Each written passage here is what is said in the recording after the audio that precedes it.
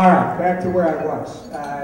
Again, it's my privilege, Steve, to do this. You may know Stephen Moore from the Wall Street Journal. He's a member of the editorial board. He's a Fox News contributor. He's on, what is that radio show? Sean, yeah, that Sean Hannity show at least once a week. And then there's this Larry yeah, that's what I used to do with the other candidates that were running. Who are they? I don't know them. CNBC, he is a contributor. He's also, for some of you who may not know, the founder of the Club for Growth. Which is very exciting for me, he worked in President Reagan's administration. When I asked him exactly what it was, because he worked on privatizing things, he's going to tell you, I hope, some of the great successes one day. Amtrak was not one of them, Stephen. But without any further ado, please join me in welcoming our guest, Stephen Moore.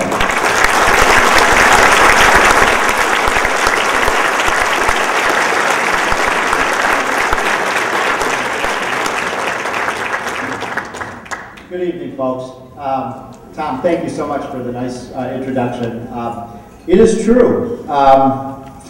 You know, I was going to call TWILA and just say, I can't do this. You know, it is true. I woke up the morning after the election, I thought I'd woken up in France. or maybe even worse than France, California. and I did it. I called TWILA up and I said, you know, and I didn't know if anybody would show up, actually. You know, we just didn't know, did we? We talked about it and we're like, and that first week was one of the roughest weeks of my life, you know? But I'm in stage 3 recovery. I'm in stage 3 recovery. Now I'm not depressed anymore, I'm angry. How many of you are angry and not depressed anymore? That's what we need to do. So, we need to fight back. We need to play defense like it's 4th down on the 1-yard line. And you're good at doing that in Minnesota. Because I'm from Chicago, I know what the Vikings are like. So I'm really, and I must say, there were, what, 250 people here. You guys are patriots, seriously, for coming out. You all have busy lives. We're all getting over what happened a week ago. But the fact that you're all here, it really means a lot to me. I'm really quite touched by it. Aren't you, Tom? I mean, that so many people came here because you care about our country. And so I'm just honored to be here. And TWILA, thank you so much for inviting me to do this. I feel so passionately about this. So my background, and by the way, I'm going to try to cheer you up tonight because we got too much depressing news. And look, the title of my talk is The Twilight of Liberalism. The Twilight of Liberalism, because I am going to predict to you tonight that liberals will never be as powerful for the rest of our lives as they are right now. I truly believe that. This is the last shot. 18 months from now, Barack Obama is going to have an approval rating that's going to make Richard Nixon's look strong because his policies are wrong-headed. So let me just start by telling you that my day job is working at the Wall Street Journal. And how many of you read the Wall Street Journal pretty regularly? Thank you for helping pay my salary. It is a great newspaper, and I'm so proud to be at the Journal. And by the way, I don't care if you read the news section, but please read the Wall Street Journal editorial page because we have some of the best writers in the country. And here's something that's going to cheer you up, by the way. Of the 5 major newspapers in the country today, the Wall Street Journal, New York Times, LA Times, USA Today, Washington Post. Only one of those, which of those 5 newspapers do you think has had the biggest increase in circulation over the last 3 years? The Wall Street Journal. In fact, the other 4 have had a decline in their circulation. Now here's some really good news. Anybody take a look recently at the subscription rates of the New York Times or their finances? The New York Times is about this close to being in federal bankruptcy court, and it could happen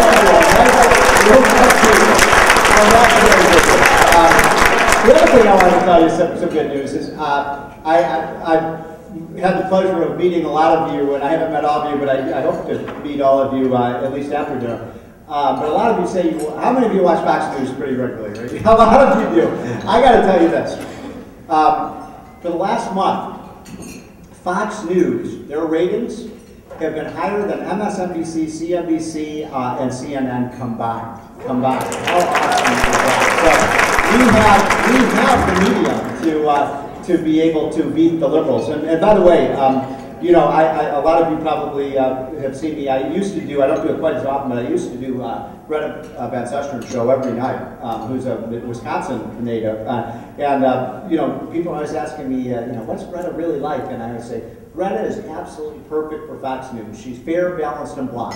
And that is the philosophy of Fox News. I have to say, I've met a lot of, one of the great things about working at Fox News, I've met a lot of beautiful women at Fox News, so it is a great place to work. I want to tell you one fun story about working at the Journal. A couple of you asked me, what's the most fun you've had writing any story in the last 7 years that I've been at the Journal? And without a question, and by the way, this has nothing to do with the economy or politics, but it was so much fun. The most interesting person that I have interviewed my whole life was, we do in our Saturday, Sunday newspaper, we have a long feature interview with some famous person. And I've interviewed everybody from, you know, Fred Smith, the CEO of Federal Express, to Charles Schwab, to Barack Obama and John McCain and people like that. But about a year and a half ago, I interviewed the most interesting person I ever met in my life. And it was a man by the name of Art Linkletter. Now, how many of you in this room remember Art Linkletter? Now, most of you do. Young people have no idea who the hell Art Linkletter was. But when I interviewed Art Linkletter, Tom, I'm not making this up, he was 96 years old.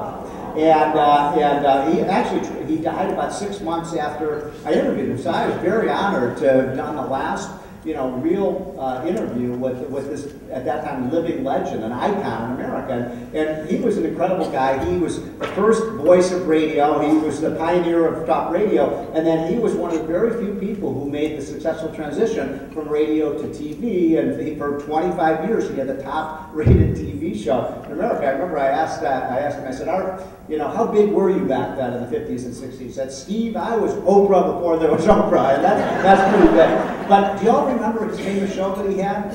Kids Say the Darndest Things. Remember that? You remember that show, Tim? And it was just a great, I remember watching it when I was a kid. And so I said, you know, Art, of all the years you did that show, what was your favorite story? And he said, without hesitation, he said, well, one time I brought this little boy on stage. And he said that the little boy, he's about 6 years old, and in the middle of this conversation he's having on national TV, this little boy starts crying, and the tears are just pouring down his cheeks. And so the little boy says, so Art turns to the little boy and says, son, why are you so sad? Why are you crying? And the little boy says, well, Mr. Linkletter, my dog just died. So Art puts his arm consolingly around the little boy and says, son, I just want you to know that you shouldn't feel so sad about this. He said, I want to assure you of something, son. I want you to know that your dog is now up in heaven with God. And the little boy turns to Art and says, well, Mr. Linkletter, what would God want with a dead dog? He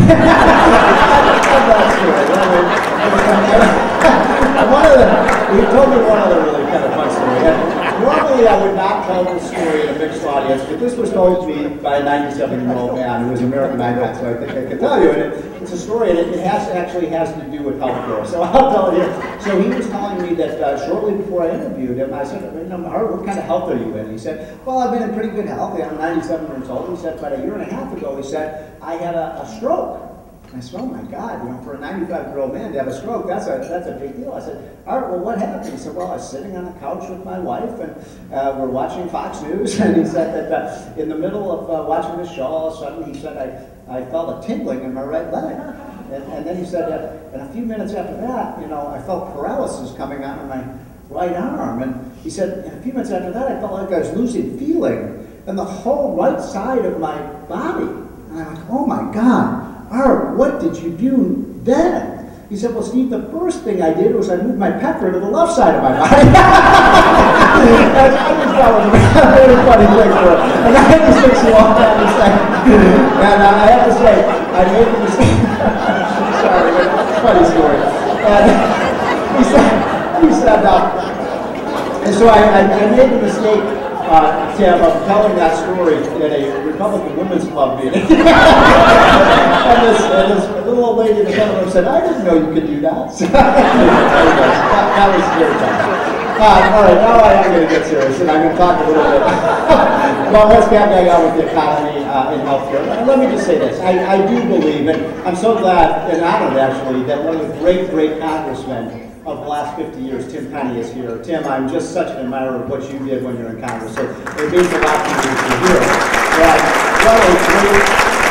We wouldn't be in this trouble. I had a nice discussion with Tim because I knew him very well when he was in Congress, and we worked together very closely with Tim and John Kasich and others. And you know, Tim and I were thinking, God, if only they had adopted that budget back then, how much better shape that we would be in than we are today, right? And it kind of breaks my heart we didn't do that, Tim. And we just had not cut government spending in 20 years.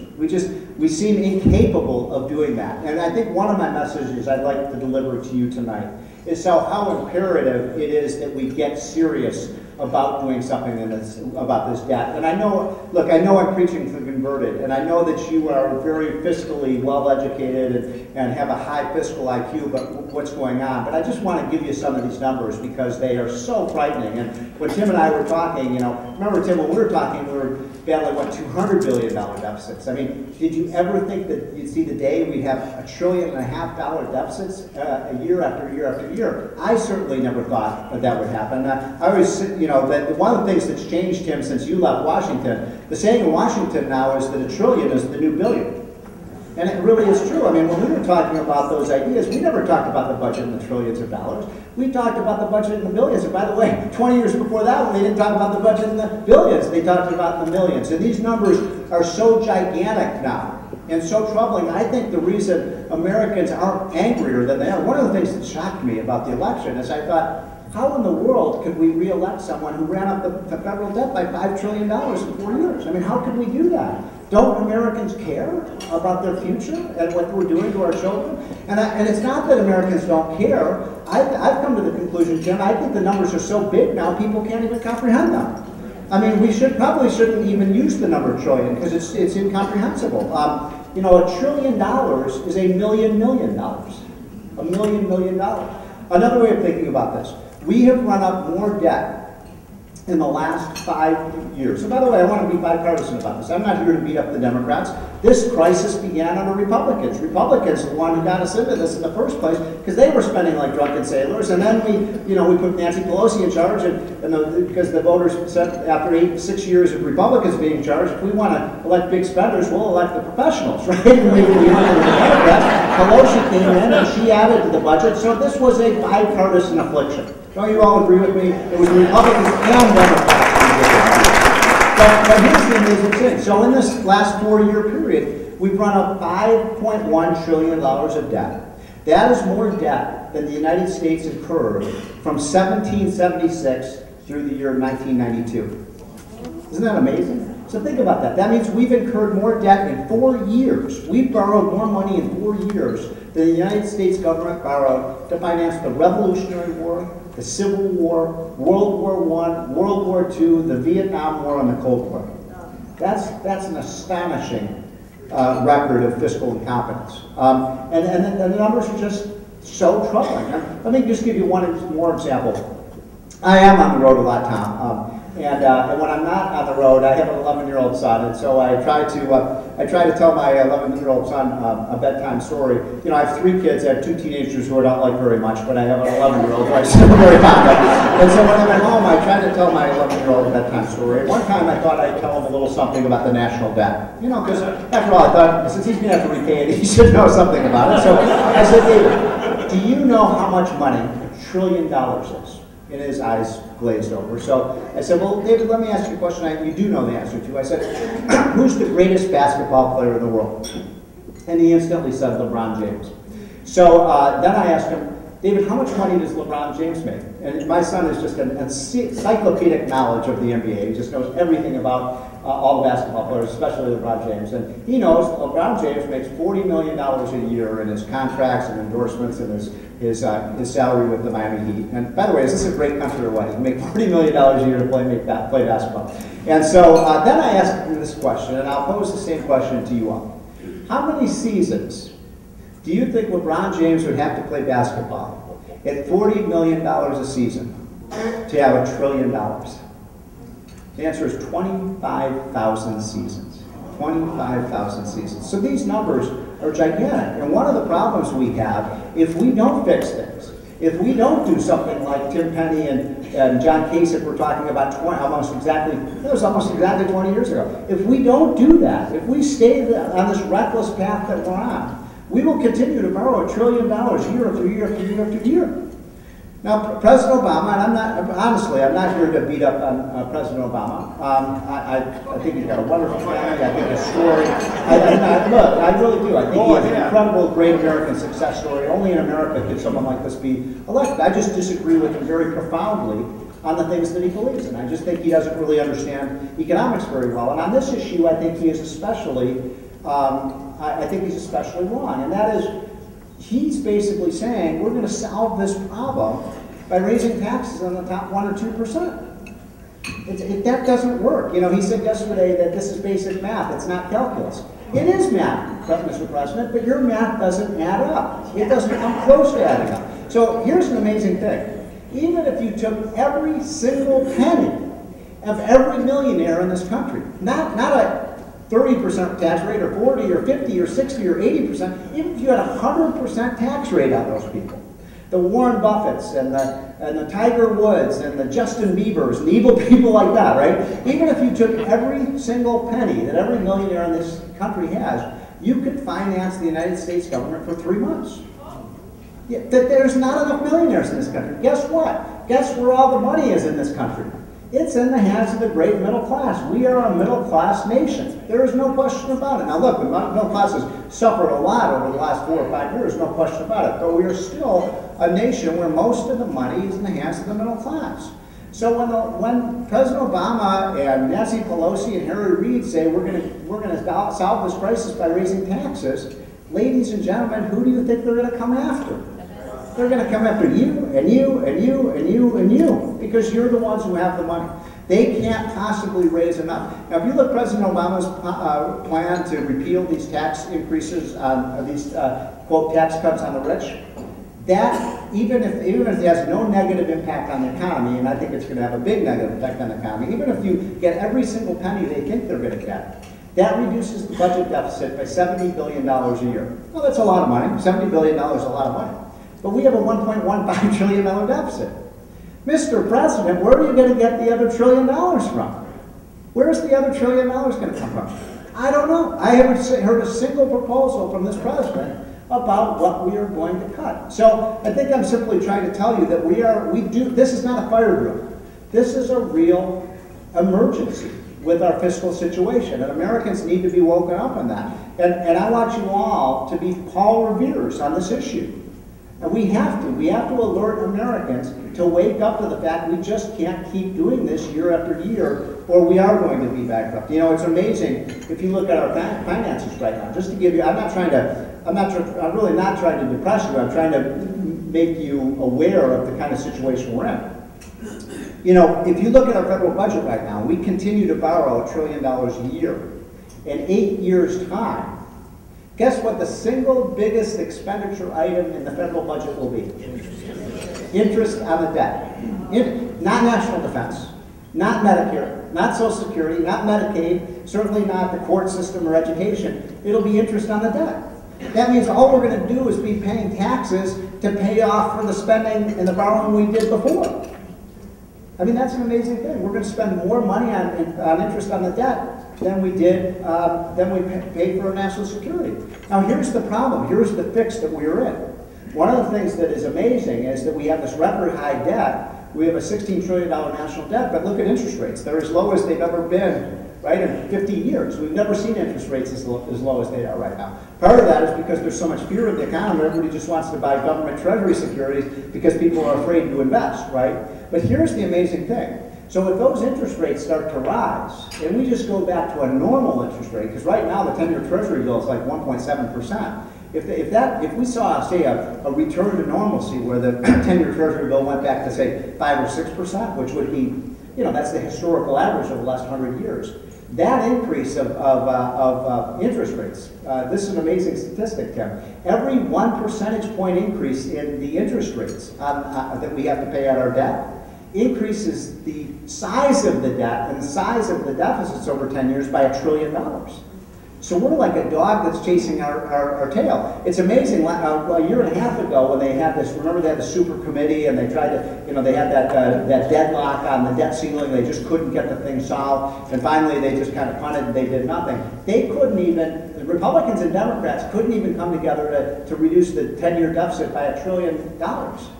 All it takes is, if you have a 3 percentage point increase in the debt and the interest rates, that's $3 trillion increases in the debt. So we have to get very serious about this. And I hope you will join me in making this a crusade for America, that we do something about bringing down the debt. The second issue I wanted to bring up was taxes, because I wrote this new book, and that's one of the reasons that TWILA asked me to come and speak tonight, is just a little bit about the book that I wrote. And it's called Who's the Fairest of Them All? And what it's really about is, who really pays the taxes in this country? Because there's such a wide divide between the reality of taxes and who pays them and what Americans have come to believe. And so I looked at these statistics, and these are just the basic IRS statistics. And most of you probably know these statistics, but most Americans have no idea. So let me give you an example. The top 1%. The top 1 out of 100. Anybody want to take a guess at what percentage of the federal income tax burden are borne by the top 1%? 13. I heard 30%. I heard somebody say 40. It's exactly 40%. It's actually fallen a little bit below 40, but let's say I think it's about 38%. But for argument's sake, let's say it's 40%. So 40% of all income tax are paid by 1%. The top 10% pay 67% of the income tax. And the top 20% pay 94% of the income tax. Now here's the other interesting thing. The bottom 50%, all Americans with an income below the median in the United States, anybody want to take a guess at what percentage of the income tax they pay? 0. No, they don't pay 0. They pay 2.5%. 2.5%. It is true the bottom 40% pay 0. Pay 0. And that's because they get a lot of credits and they get a lot of money back. Now, one of the things I'd like to ask you about, and I'd love your feedback on this, and people agree and disagree on this.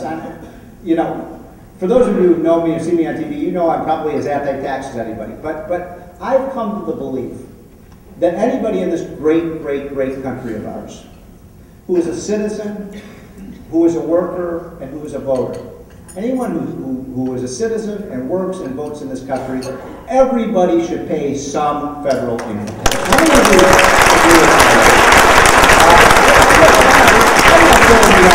Make poor people pay, thousands of dollars. Everybody should just, even if it's $50 or $100, I think everybody should pay into the federal fisc, because that's what we pay for our national defense and our court system and our Congress and all of the basics. And look, it is true that poor people and lower and middle income people pay a lot of payroll tax, no question about that. But I'm saying I think everybody should pay some income tax. But I want you to conceptualize this, because I think it's such an important point. So I'm going to stand right smack in the middle of this room. I'm going to stand right here. And just to conceptualize this, let's just say that, for sake of argument, all of you to the left of me are in the top 50% of the income in this room. And all of you on the right of me, you're in the bottom 50% of the income in this room. And let's say that we were going to pay for this wonderful meal that we've just had the same way we pay our income tax. If we did that, the way this would work is you all on this side of the room are going to pay 98% of the tab, and you lucky duckies over here are going to pay 2%. Right? And because Tim Penny is the richest guy in the room, he's going to pay 40% himself. Right? And here's the amazing thing: when I'm on some of these TV shows and I'm up against people like Robert Reich or people like Paul Krugman, some of these liberal economists whose trade tables, quite frankly, just are not in the upright and locked position when it comes to this. They would say, if they were here right now and I described this tax system to them, you know what they'd say? There's a problem with this. These sons of bitches aren't paying enough, right? That's the way they look at it. And the only point I'm trying to make is we have a highly progressive tax system already. What we need to do is create a rising tide of income that makes everybody pay more taxes because they're making more money, and that hasn't happened. One other point about this top 1%. The evil people at the top that we're going to raise these taxes on. I just did an editorial on this that'll be in the paper in the next couple of days. But it's an amazing statistic. Of those people in the top 3% who make over $250,000 who are going to be paying these higher tax rates, guess what 2 out of 3 of those people do for a living? Anybody know? Small business, yeah. They own, operate, and invest in small businesses. Now, the question I always ask these people like Robert Reich and others on some of these shows, and in 10 years I've asked this question over and over, and I've never gotten a good answer to it.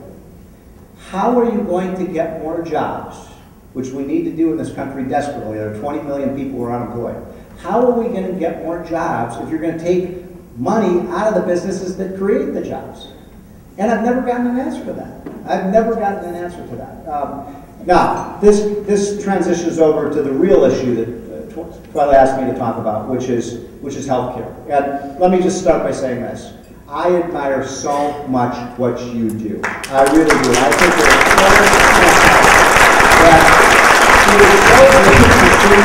so citizens start a course like you have done. And I was so amazed, you know, she picked me up in the car and we had a nice conversation driving here from the airport. And so I just said, you know, what's your budget at right now? You know, I see her impact, and I'm thinking, you must be a $4 or $5 million a year organization. What is $250,000? What's your budget again? About $250,000. Is there any organization in this whole state that gets more bang for the buck than this one does? I mean, it's amazing. It's amazing. And so I want to make a pitch from the heart that everyone in this room will dig a little deeper. And by the way, we are all of us are. I know I am. I am suffering from donor fatigue. How many of you are suffering from donor fatigue? You know. And by the way, the first thing we do is we kill every political consultant in this country because they wasted so much money this year. But you know, I'm not exaggerating. I mean, I was taking that line from Shakespeare about first kill all the lawyers. Some of my best friends were political consultants, but you know, they didn't do a very good job with their money. But if you want bang for your buck, it's institutions like this that really do it. And wouldn't it be awesome if her impact could be magnified by 2 or 3 or 5 or 10-fold? So I want to make this personal pitch. Dig a little deeper this time. And when you look at the organizations, I know you're all so generous, you wouldn't be here tonight if you weren't. Think about making a little extra contribution to this organization tonight, this year. Why? Why? Because the next year or two are going to be more crucial on this issue of healthcare freedom than any time in the last 50 years.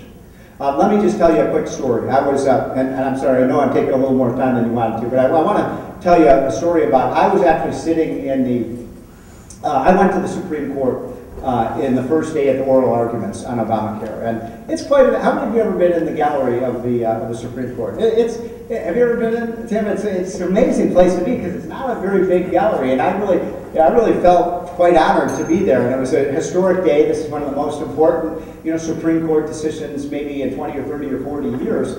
And so it was a packed gallery, but only about 100, 150 people in the gallery. And you get a real sense being there because, you know, we don't televise the Supreme Court, so you don't really see on TV what happens in these Supreme Court deliberations. So to just watch the arguments and watch these 9 Chief Justices, determine the outcome of these important things was quite a spectacle to behold. And so I'm sitting there, and my boss had asked me to go because, you know, we're writing every day about Obamacare. In fact, my colleague at the Wall Street Journal won a Pulitzer for his coverage of Obamacare. And I'm watching the oral arguments, and you know what this was all about, right? This was about the issue, a core constitutional issue about whether the federal government has the authority to require an individual to buy health insurance. And this came down to, I'm not a legal scholar, most of you probably know more about these legal issues and constitutional issues than I do, but I'm an economist and I understand some of the more important components of the Constitution that have to do with the economy. And one of the most ingenious features of our Constitution that was written by our founding fathers was what's called the Commerce Clause. And what the Commerce Clause does is it basically says only the federal government can regulate interstate commerce. That is to say, business transactions or any kinds of transactions that cross state lines, right? And this is actually one of the reasons the United States has become the wealthiest country in the world, is that what the founding fathers in their brilliance created was a 50-state free trade zone. So it means that you all, Minnesota, couldn't create a tariff against, let's say apples that were brought in from Wisconsin or something like that. And this is one of the reasons we are so rich. But what the Commerce Clause also says that if it is an activity that is not of interstate commerce, that is, if it's an activity that only involves activity here in Minnesota, then it's the prerogative of the people of Minnesota to decide how they're going to regulate that and tax that, not the federal government. And so this is a core feature of our Constitution. And the argument that something like 26 state attorney generals were making was that this is a violation of state rights, that the federal government can't basically require people in the state, this great state of Minnesota, that you have to purchase health insurance. Now, that's not to say that the state of Minnesota couldn't require that, but the federal government can. By the way, Tom, do you know if the Minnesota, if your state attorney general of Minnesota was a party to that? No? You got a problem, but it was only at 26. I know my attorney general in Virginia was very adopted. She's worse than Elliot Spitzer? That's pretty bad. That's pretty bad. It sounds like you need a new state attorney general in this case. But anyway, so that's what the case here. So I'm listening to these oral arguments. And you all know this, that up until for the last 20 years or so, our Supreme Court has been 4 pretty solid conservative votes and 4 pretty solid liberal votes, and then you've had this swing vote in Justice Kennedy. I've always argued, the most powerful person in Washington is not Barack Obama, it's not Ben Bernanke, it's Justice Kennedy, because he's the swing vote in almost every important decision. And so I'm watching Kennedy very closely, and that's all I'm concentrating on. What is Kennedy going to do on this? Because I figure we got 4 conservatives locked up. If we get Kennedy, we win the suit, and we have this terrible law that is thrown out. And so I'm watching him, and lo and behold, who is the toughest on the Solicitor General from the Obama administration? It's Kennedy. It's Justice Kennedy. And he's asking him, where do you have the right in the Constitution to do this? And then he was the one who famously asked, look, do you also, if you feel like you can require people in the state of Minnesota or Wisconsin or California or Maine to purchase health insurance, can you also then require people to eat broccoli? Because broccoli is good for the people's health, and you could make the case that this affects the insurance market, whether you, ma'am, eat your broccoli or not, and so therefore could you regulate that? And those were very tough questions, and the Obama Solicitor General didn't have any very good answers to this. And so after it was over, I'll never forget, I walked out of that building. I ran out, actually. I called up my boss. I said, Paul, we've got this thing in the bag. We've got this thing in the bag because guess what? Justice Kennedy is with us. I know he's with us. I could just tell by his questions and his stance that he was taking. And of course, you know the rest of the story, the sad end of the story, which was that Justice Kennedy was with us. It was unfortunately Justice Roberts who went the other way on this and basically said it is a violation of the Commerce Clause, but under the taxing authority of the federal government, they can require you to pay a penalty if you don't purchase health insurance, which, by the way, is a very dangerous precedent when you think about it. Because what that means is, that's like saying, going back to the broccoli example, that would be like saying the federal government doesn't have the authority to require anybody in this room to eat broccoli, right? But what could they do? They could say, if you don't eat your broccoli, we're going to fine you by $20 a week or something like that. So it's a very dangerous precedent. Where does that leave us? It means that 2 things very bad for our movement happened in the last 4 or 5 months, right? The first thing is we lost the Supreme Court decision, and the second thing is that Barack Obama was reelected. He is going to move very rapidly and aggressively to adopt this new law.